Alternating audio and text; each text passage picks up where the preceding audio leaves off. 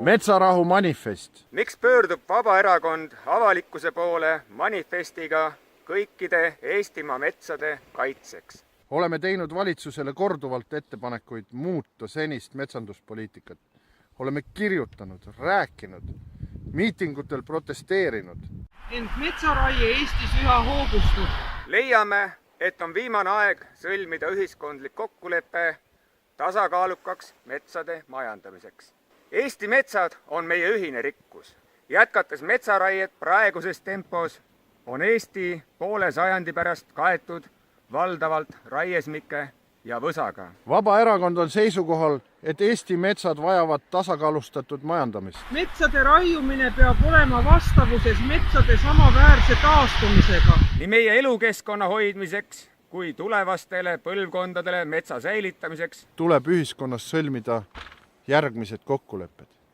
Punkt 1. Eestist tuleb kuni ühiskondliku kokkuleppe saavutamiseni kehtestada kõikidele metsadele raielimiit, mitte rohkem kui 6 miljonit tihumeetrit aastas. See võimaldab metsadel taastuda senistest üleraietest. Punkt 2. Tuleb lõpetada seadustatud lageraided meie looduskaitsealadel. 3.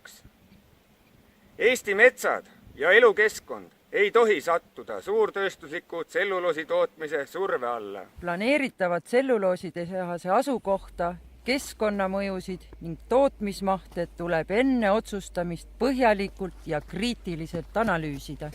RMK pole mitte riigimetsade peremees, vaid majandaja.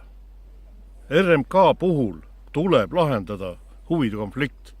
Ise kavandan, ise korraldan raiumise, ise võtan raha endale. 5.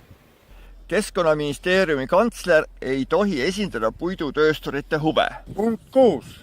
Eesti metsade statistika tuleb muuta usaldusväärseks. Andmed mitte majandatavate ja majanduspiirangutega kaitsealade metsade kohta peavad olema eraldi esitatud. Punkt 7.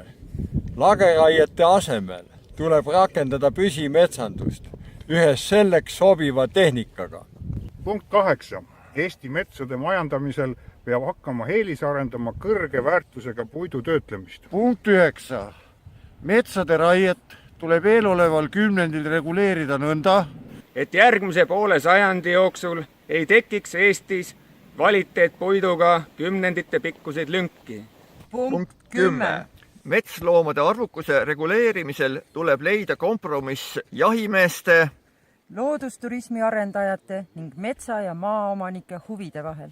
Vabaerakond kutsub kõiki toetama Metsarahu manifesti oma allkirjal. Vaid meie inimeste ühiselt väljendatud tahe saab tuua soovitud muutused metsapoliitikas.